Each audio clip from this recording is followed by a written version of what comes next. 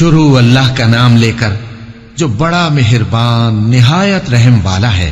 رسول اللہ صلی اللہ علیہ وآلہ وسلم اس کتاب پر جو ان کے پروردگار کی طرف سے ان پر نازل ہوئی ایمان رکھتے ہیں، اور مومن بھی سب اللہ پر اور اس کے فرشتوں پر اور اس کی کتابوں پر اور اس کے پیغمبروں پر ایمان رکھتے ہیں، اور کہتے ہیں کہ ہم اس کے پیغمبروں سے کسی میں کچھ فرق نہیں کرتے، اور وہ اللہ سے عرض کرتے ہیں کہ ہم نے تیرا حکم سنا اور قبول کیا۔